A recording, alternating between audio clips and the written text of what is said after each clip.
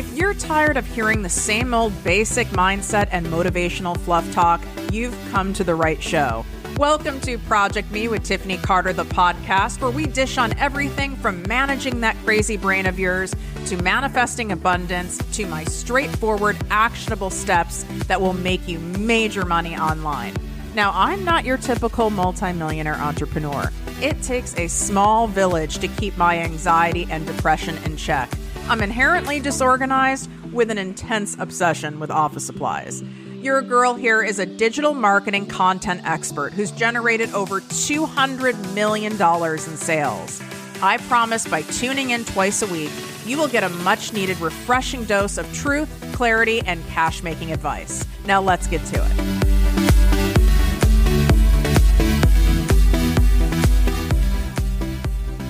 What would you do differently if you knew that it would without a doubt work out? As long as you showed up, you were open, you were willing to learn, you executed, and you would take action regardless of whether you felt like it or not that day, that your dream business would work out. It would grow. It would feel great. It would be fun. You would be able to make the life-changing cash that you want and live on your terms and have your schedule be dictated by you and nobody else, and wake up feeling fulfilled and excited to contribute to other people's lives and elevate us as a collective.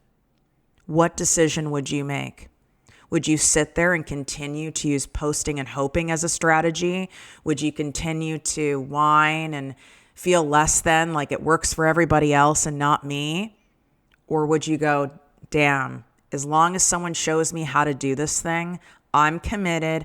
I'm going to show up and do it because I know it's going to work. I have someone who's going to show me exactly how to do it, and I will do my part and be accountable and do the damn thing.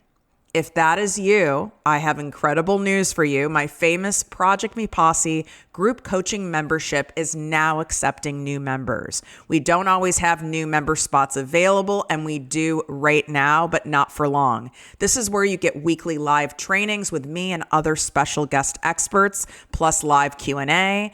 You get a membership portal with over 180 prior training courses, everything from TikTok to Reels to video marketing to writing captions that convert to growing an email list to a Pinterest strategy to how to launch, what to post in your Instagram stories. I could go on and on. All of it is in there.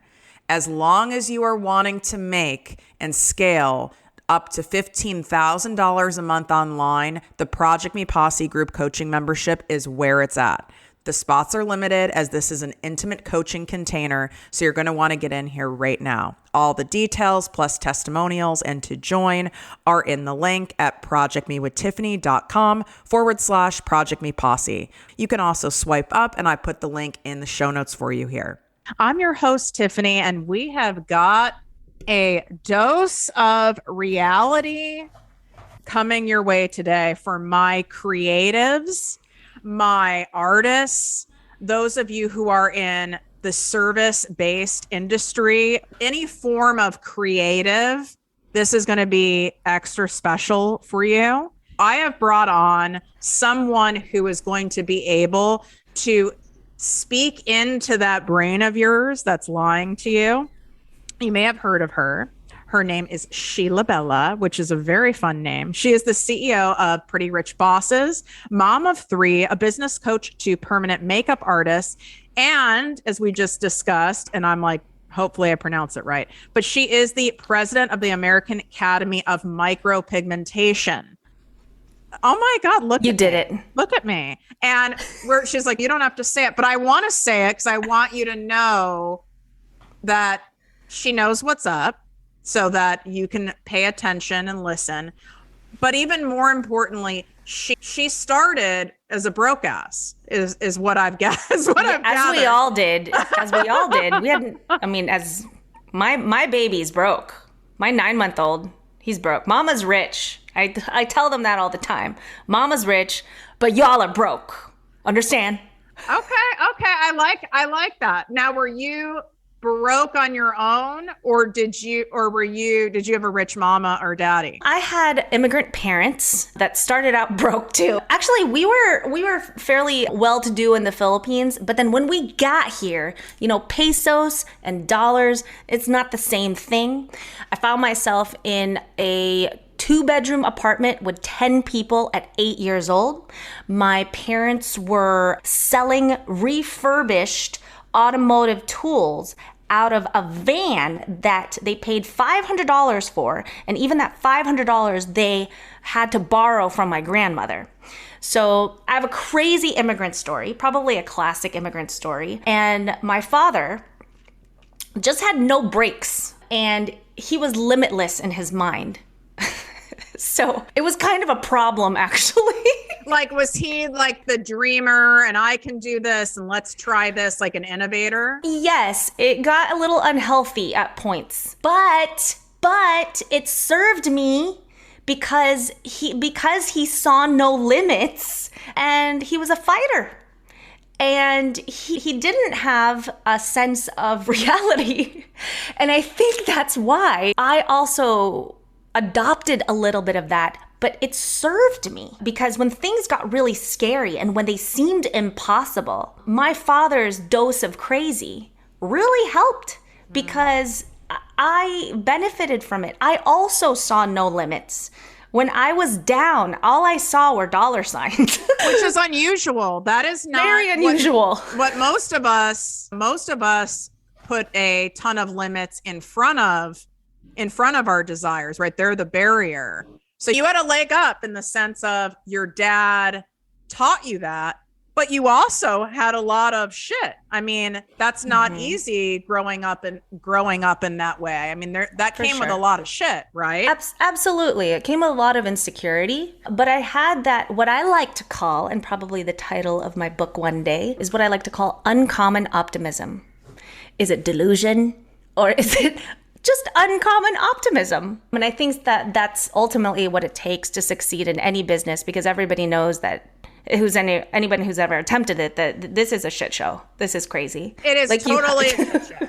It really is. This is like my brain every day. What's happening? I know. You didn't set out to become a permanent makeup artist like Who did? Who did? I think there's some people that really are fascinated by it, don't you? That go right into it? I mean, permanent makeup, for all of us in this industry, I swear, all of us in this industry did not grow up saying, one day I'm going to tattoo eyebrows for a living. We wanted to be Barbie, basically, right? And Barbie didn't have that job.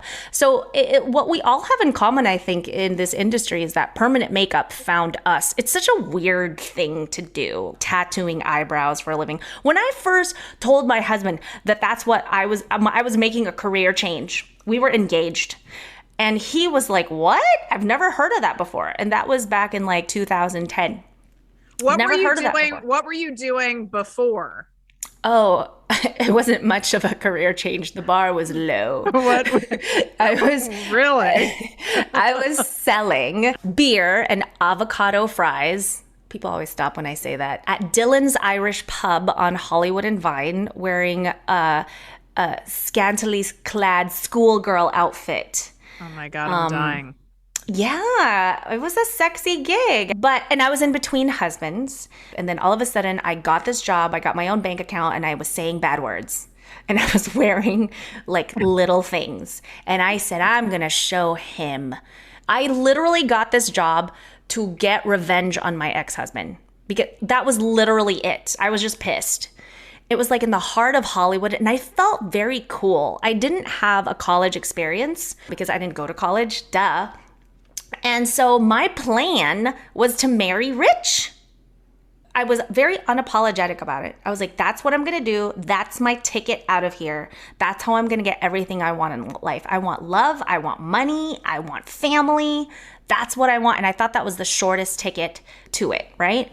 And I got that job and I was like, I'm going to find my future husband here. He's going to come in for those damn avocado fries. That's what I was like, we're going to lure him with those avocado fries. So before he found me there, I got fired. I think they had a feeling that this girl was not here for the right reasons. I wasn't focused on the job. I was on a manhunt. Did you find, we need to know, did you find the rich husband? No, Tiffany. My husband's a school teacher. Oh. He still is.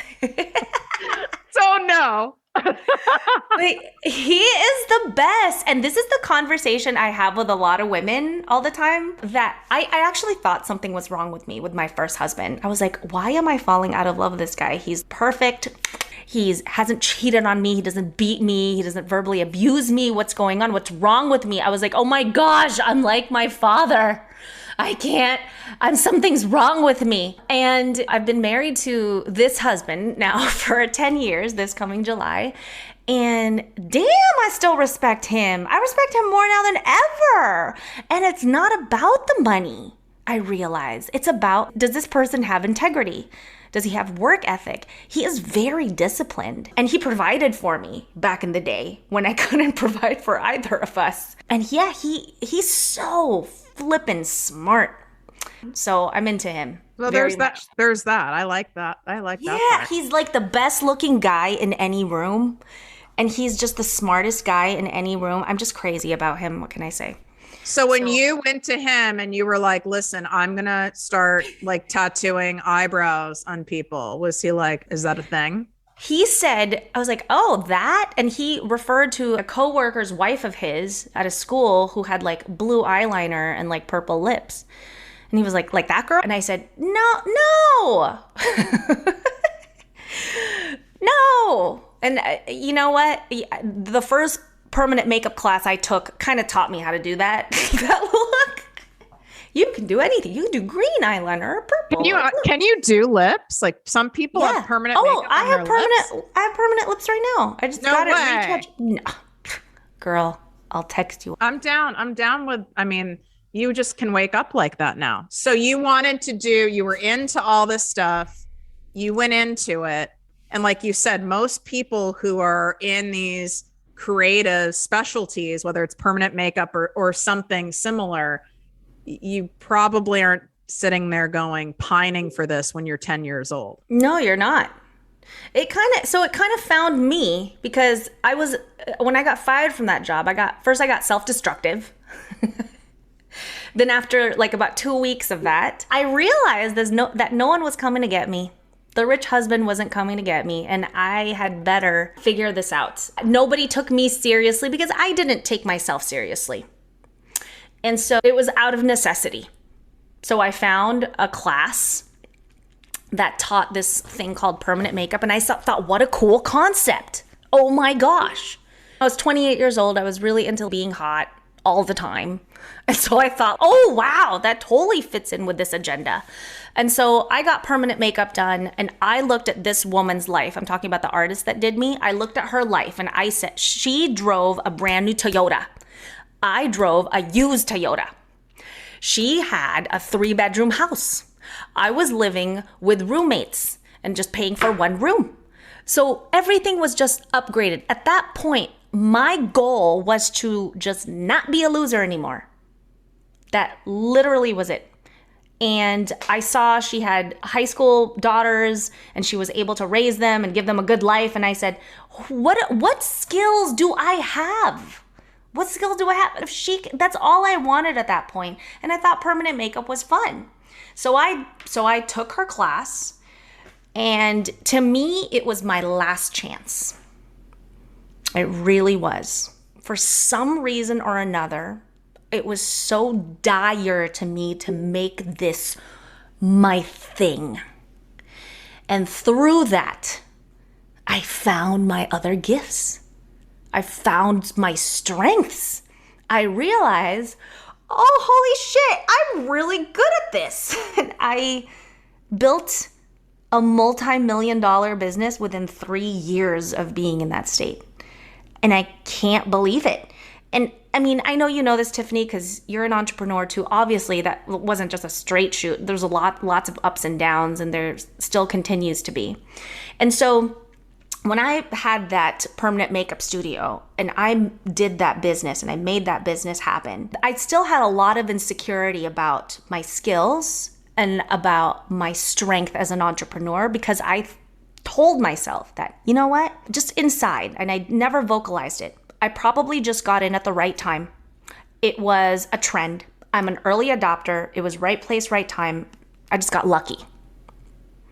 And then when the pandemic hit and I created my second multi-million-dollar business, I think this is the one, Pretty Rich Bosses, where I developed a lot of self-confidence because I did it again, and this time without a location. And that's when I really took it in. Holy shit, it's me.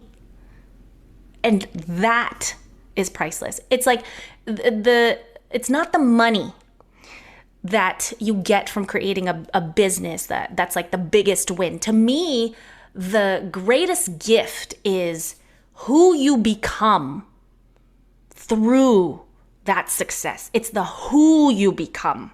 But most people don't get to that point because they don't stay in it long enough, right, to experience that, because they come up against all these barriers of, I don't know enough. I need to do certification number 512. No one, I don't know how to get more clients. I've tapped out of my cousins and my cousins' friends and those people, and I don't know how to get clients, and this is too hard, and the market's now saturated, and I'm not pretty enough. I mean, on and on and on and on and on. They never experience the part of where you said it's not money, because they're in the spot of, right, they quit, and they're in the spot of, mama needs cash. Because if I don't get cash soon, I'm going to have to go bartend. Not that there's anything wrong with that, but I'm going to go have to get a job that I'm not that excited about, like selling avocado fries. If I don't fill my books up.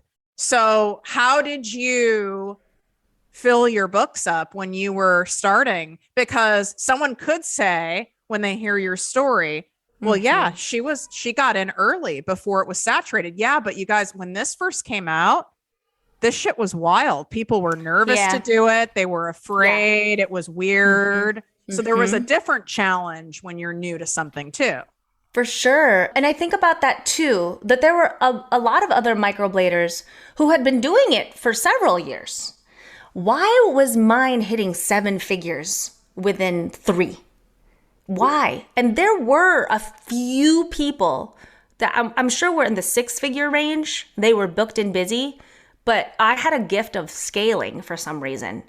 So what I think that you cannot be afraid to ask for the business. If you want it, and I mean really want it, I think that's a thing too. I think most people who say they want it don't want it bad enough. They don't want it bad enough to make a fool out of themselves, right? Essentially. Or, I mean, a lot of people, I'm sure, will look at my Instagram and judge me. They think like, who does she think she is? Who is this girl? Why is she smiling all the time? Like, I smile a lot. Like, every photo of me, my mouth is open. So, like, I'm dancing around on Reels just like you do, and TikToks and stuff. And I just say things, and I give myself photo shoots like you do. And I'm sure a lot of people are like, who do you think you are? Right? But you have to want it bad enough where you just don't care about other people's opinions, because they are not paying your bills. And even before the days of Instagram, right? I remember I had to act as if I was booked and busy.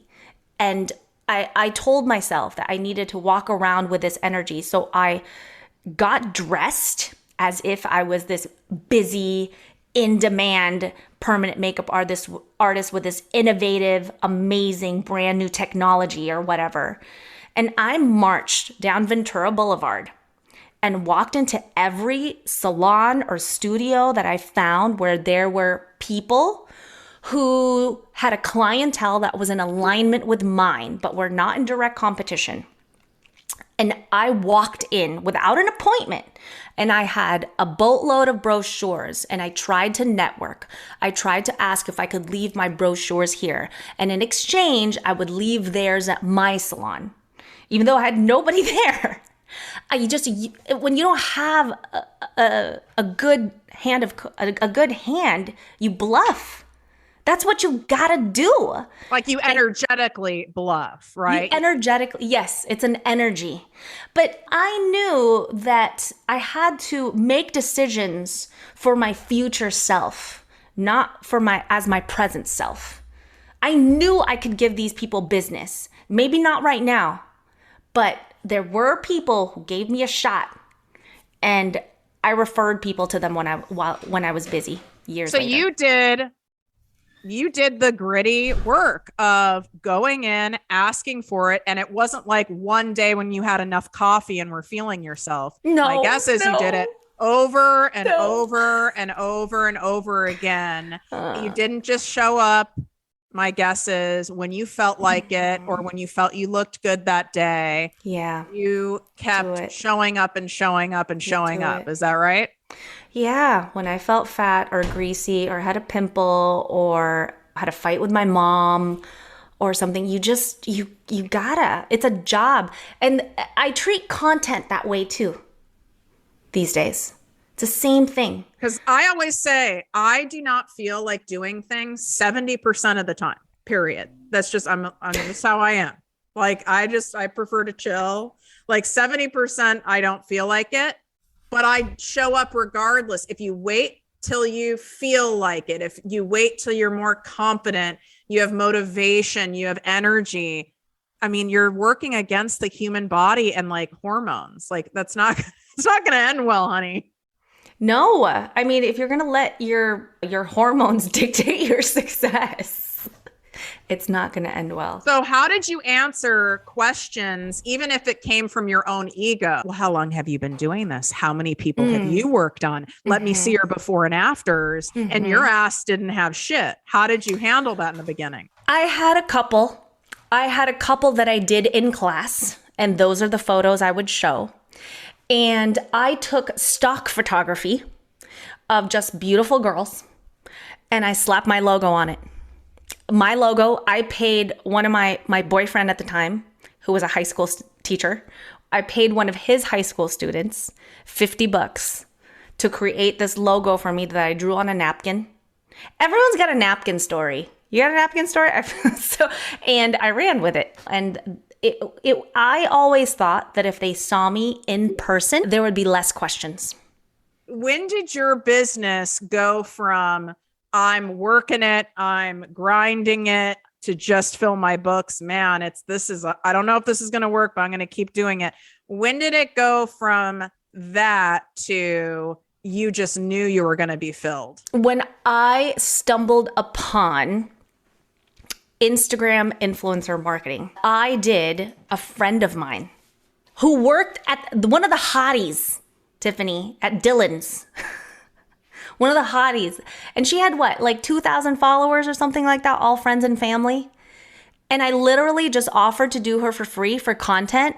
I videoed her on my 3 megapixel Canon camera that I got at Best Buy. 3 megapixels. And I put it on YouTube. And I put it on my website. And I got 8 calls after that. And then I realized that this influencer marketing thing isn't just for people who have 100,000 followers or 200,000 followers. It could be literally anyone with any influence. Everyone's an influencer.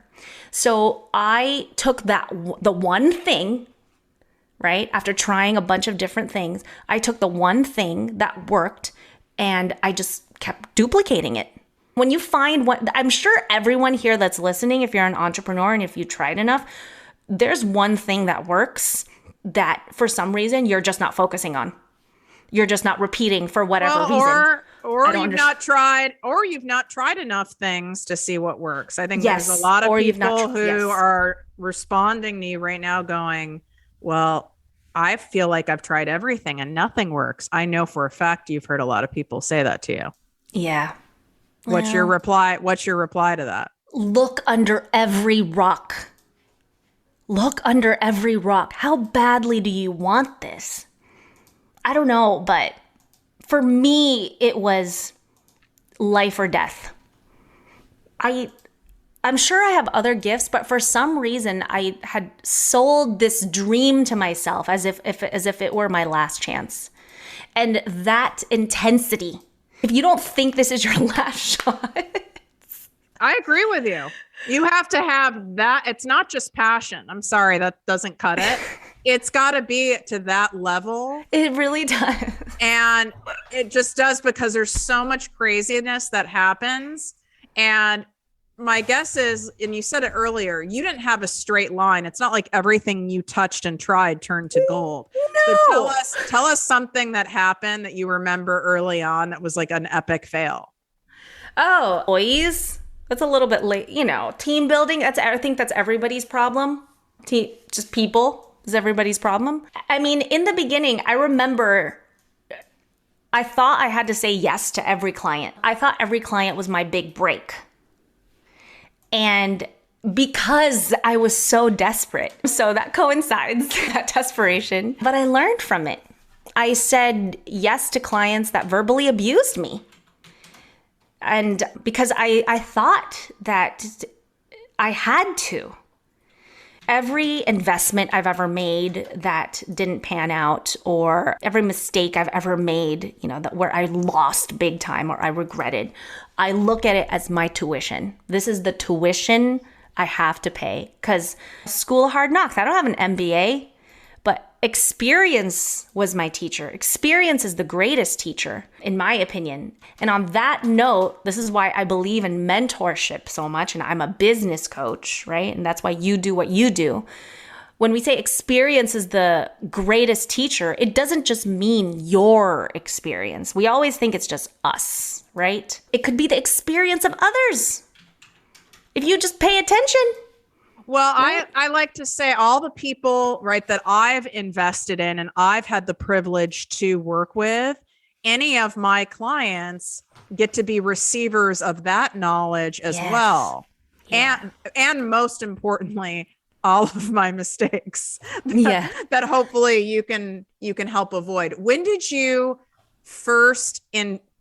first like kind of bigger investment in your business? That wasn't like the materials, so to speak, in your office space. What was your first investment that was scary to you, that you were like, oh my God, this is high risk here if this doesn't pay off? Business coaching, 5 figures. And what made you do that?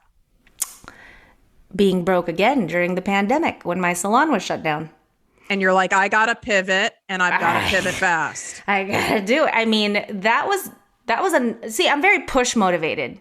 I guess things have to be dire before I do anything amazing. Most people do. Most people do. We don't do much when we're kind of somewhat comfortable. No, it's like things are going well. What are you talking about? We're all gonna die. What are you talking about? Now we have monkeypox to worry about. Oh my gosh, I know. It's so annoying, Tiffany. I'm really annoyed by this rumor. I'm so annoyed. I was like, this is such an inconvenience if this happens. Oh, I want to make sure I really am thinking that.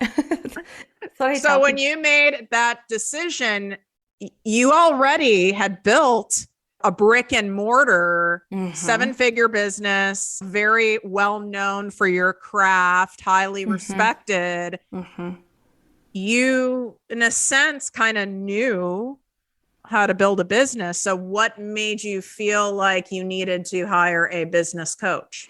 I saw that coach in a position where I wanted to be.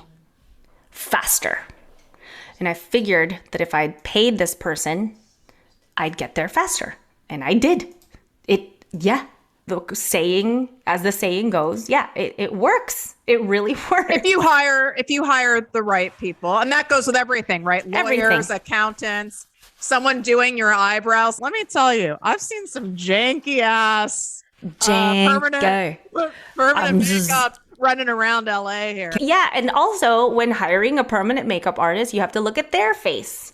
This is also why I really believed in in-person pitches for anything. When a person is right in front of you, I mean, it's like, it goes such a long way. You are your own best testimonial. For you know what I sure. mean? Like those are your receipts. When you're a creative, you do something actually that someone can visibly see, whether it's a website or you're a fashion designer, you do lashes. You're your best testimonial. Yeah. Because what did I say when the first thing I said to myself when I saw you was, wow, her work is beautiful. Your work's on your face. Those are your receipts, right? I mean, yeah, absolutely. And so you want to make sure you're hiring someone who has the receipts, which is why your second business, this is why other permanent makeup artists now come to you because you have the receipts, you're in integrity, you've built that physical business that they want to have with their craft. Yeah. I think that's really important to hire coaching if you're going to make that kind of an investment who are where you want to be. And on that note, I also think it's absolutely ridiculous when people ask for people's advice who have never achieved the thing they want to do, whether that usually it's a spouse or a boyfriend or a partner.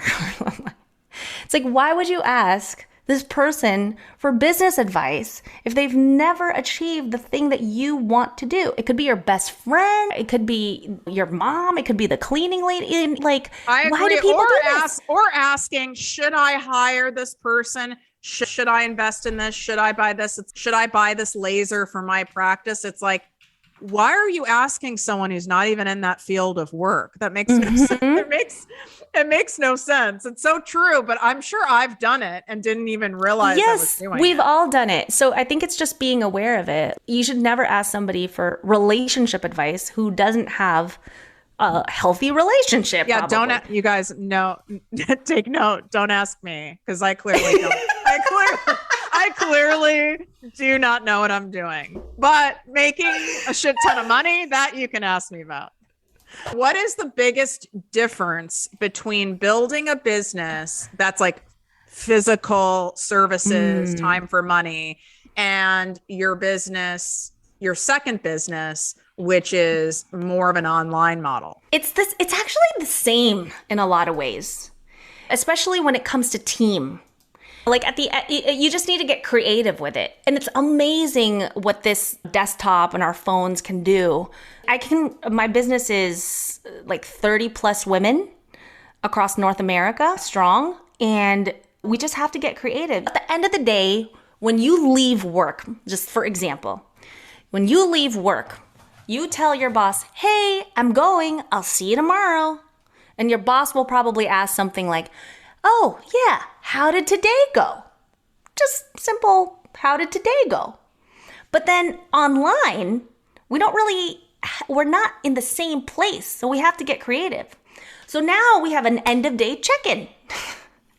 We do it through either a jot form or a end of day meeting, something like that. But it's oddly very, very the same. Very the same. It's very human. It's just that now we're using things like Zoom and Telegram, et cetera, et cetera. And you know what? The overhead is lower, I suppose. My commute is amazing. It's so Are you also doing any actual services anymore? Like any permanent makeup services or no? Not at this moment. Since I took over the AAM, now I have that. The American Academy of Micropigmentation, which is the board for permanent makeup professionals. That is now, I think that's taken up my bandwidth with Pretty Rich Bosses and the AAM. So when people go check out, let's just say your Instagram or anywhere on social media, and she's at Real, as in Real, Sheila Bella. So I will have that. You can swipe up. It'll be, all of her stuff will be in the show notes. But when people see your stuff, and I'm saying this because I thought it too, when I saw your stuff, your content is highly curated and it's beautiful. And I could see people saying to themselves, oh my God, I could never be that successful. Well, she's so successful only because all of her graphics are so beautiful. And she's so beautiful and she has this and she's very talkative and outgoing. And they come up with all of this stuff. What are some things about you that people wouldn't naturally assume just by looking on social media? Well, as far as how curated my content is, I taught myself that. And in the beginning, my team was just me and my COO, Laura, and it was just us. We created content. We created the email blast. We discovered Canva, which if you're not on Canva, like, are you even alive? Do you even have a pulse? Like, go check it out. And I was just very intentional about making things look professional. I spent time on it like it was my job. Right? And I think a lot of people see social media as like a secondary thing, right? They see as their fulfillment and services as the primary thing. But you can't, these days, you have to create media for your business. So I saw it as literally my job. So I would schedule a content creation hour the same way I would a brow client. So I think what it boils down to is your time and treating content creation like an appointment. I love this. I love it. And you don't have to batch. You don't have to tell yourself the lie. I'm going to have a content creation day and batch a month of content in one day. But that is so unrealistic. It is. And we've all, I'm sure I told myself that lie in the beginning. You're on pretty much all the channels. Yes. How do you manage the creative output that's required, as I call it, the content monster, to keep feeding the content monster? How do you do that? Because it can't just be 1 hour a week that you're doing this. No. Tiffany, I'll be honest with you. Now I have a team of content creators. I have about 3.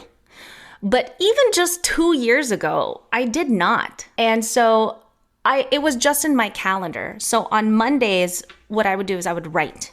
I would write podcasts, I would write blogs, I would write captions, anything that came to me. And it was just my quiet day. On Tuesday, I would do all my coaching calls and all my meetings. On Wednesday, I would film podcasts. On Thursday, I would film any videos that I would need to film, including reels. And on Friday would be my consumption day. So that's my aim for time blocking, right? And I think just doing that over and over again and taking it seriously, because these days you have to take it seriously. Think about who has the quote unquote power in the world. It's the media. And I know this because of your background. Media has the power. So if you want to have power, you need to be the media. So create media. And I love social media because it doesn't matter what bad reviews you have almost on Yelp. If you can control your narrative, if you get a bad review on Yelp, you can literally film your client having amazing results, being super happy with your work, and crush that bad review. What are they going to believe? A few characters on Yelp or this video that's so alive and so emotional of your client, and you having it on a regular basis, right? Showing that you give consistent results. That's how you get back your power. People hate on social media all the time, but I'm so grateful for it. It's changed my life. And I know you can attest to the same thing. How do you show up and create content that's high quality and go back to when you had no one helping you? Okay. Even if maybe when you had your first person helping you, most people, they don't have anyone helping them at this point. So let's say you had maybe you had a little bit of help. Yeah. But you didn't feel like it. Your brain is frozen. You didn't sleep well. You have to get content out there because content is how girl makes the money. Right. How did you get yourself to produce and get it out there, even though it was the last thing you felt like doing? I focused on her. And what I mean her, I mean me 10 years ago. And she was my ideal client. And I thought about what a bad day she was having and what she needed to hear today. What could I create for her that would light her up, that would cheer her up, that would inspire her to keep going? I got out of my head, got out of, oh, well, I don't look good and I feel fat today, or I'm on my period, or it's served to grow. I focused on serving others instead of just myself. For those of you that are like, I can't do that right now, let's check yourself before you wreck yourself. You're acting selfish right now, and you're forgetting about that one girl that needs your words right now. What about her? Show up for her. Because I think when we look at social media and we're like, oh, I gotta create something for the World Wide Web. That is so overwhelming and so unrealistic and so depressing. Who's gonna wanna do that? But when you make it personal and you focus on that one person that needs to hear your message, it makes it a lot easier to show up. It actually makes it easier to create a more meaningful message. Because when you are speaking to everybody, you're speaking to nobody. But when you are just laser focused on that one person, all these people are going to be like, I really needed to hear that. Was that just for me? Oh my gosh, get out of my head. That's usually what happens. Focus on her. Stop being so selfish is what I have to say. I have a lot of moms who are listeners, and you're a mom of 3, and it is it can be a hard excuse as myself not being a mom of humans when I hear the mom excuse. I don't have the time. My kids take up so much energy. I don't have the money or anyone to help me for childcare. I mean, these excuses can go deep. And I like having my guests who have children and businesses to speak to those, because I am not right. I shouldn't speak to that. That would make no sense. Mm-hmm. What do you have to say about that? Because 3 kids is no joke. So you obviously kept this ship moving. If anything, it's more motivating. They're the reason. They're my why. When it's just you, right? Yeah, like it was just me and my husband. It's a lot easier to just be like, we're making whatever, $6,000 a month. It's fine. But then once you have little humans, you're like, oh shit. What am I going to do about college or their future? I got to set them up. So I take that very seriously. And they are the reason for me to figure it out. Barter for childcare, hook up with other moms who are entrepreneurs on like these mommy groups and see if you guys could like trade time to work on each other's business. You'll find a way. Just find a way. I just came up with that idea right now on the fly. I'm like, that's a great idea. I mean, most of the shit that how I got stuff done and still get stuff done is by me having a genuine mindset of there's always a way. I mean, there really is always a way. I really believe that. Yet, why do you think it is that so many of the people who listen to your show, follow you, come to you, why do you think it is that they have a stack of excuses instead of finding a way? It's easier. But it's not, because you're broke. Right. Your body will find an excuse. Your body is programmed to avoid pain, right? Because it's trying not to die. It's trying not to be ostracized from the tribe. Like, that's just natural. So if you have those feelings, know that that's normal, healthy human triggers, right? And responses. But if you want an extraordinary life, if you want abnormal results, you need to take the abnormal route. It's, you know what I mean? If you want abnormal wealth, you listen to people who have abnormal results. If you want to have this like abnormal, like fit body that's not normal, you listen to people and you act like they do. They have abnormal actions. So yeah, everyone says that. Everyone doesn't feel like doing it. Everyone doesn't feel like finding a way. Of course. But my kids are my biggest why. And the fact that we have such a limited time on this earth and we are not promised tomorrow is also my biggest why. Yeah. And yet I know that's still not enough for some of you because you want to do it for your kids. It's a dream you've had on your heart for years. It obviously hasn't left or you wouldn't be listening to this episode. Right. And yet when it comes time to execute, whether it's content, post the thing, start the thing, do it again the next day and the next day and the next day, you fall off. Or you instantly, as soon as something doesn't go your way, you go, see, this isn't working. I followed what Sheila said in terms of, getting my books filled or getting new clients or getting new business. And I tried it for a week and it didn't work. Yeah. What is your response to that? I love this. Okay. So I follow Jocko Willink.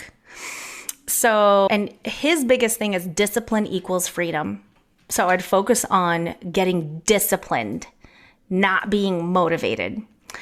And another thing, it might be an unpopular thing for me to say, but listen, not everyone has a business in them. And you just got to be realistic. Are you just doing it because it's what you're seeing all the time? Are you just following me and Tiffany and then you guys are like, oh my gosh, that's what I'm supposed to be doing. That's the definition of a successful woman, of a boss babe. Is this your definition? Is it? Maybe it's something else. Maybe I should start a podcast like them. Maybe I should do reels and do photo shoots. Like, really, I would encourage you to get quiet and to truly reflect on what your definition of success is, because maybe it's different. Yeah. So. And that's okay. And that's okay. That's okay. So, but if it isn't, and you've had this dream inside you that hasn't been born, and it's aching to be born, well, poop it out, okay? Get disciplined, poop it out, because it's never going to go away. Get a stool softener, get a colonic. Like it's time to make it happen and set yourself up to get accountability for that. So how can people learn from you who are in this space? Again, whether it is permanent makeup, you're doing hair, you want to do hair and makeup, you have any sort of more of a creative focused business, how can they learn your ways? You can just message me on Instagram. That would probably be the easiest. It's at Real Sheila Bella, or you can also text me 310-388-4588. Answer any and all business questions. If you guys have business questions, I'll either respond on the fly or I'll respond via a podcast. I love doing that. Help anybody that is in the beauty industry in particular, that if you're just starting out and you want to get more clients and be booked out and have that foundation, a good foundation of a business, I help that client. And then once you start gaining success in that way, and once you are booked out and you have all of these clients, now this is where things get interesting.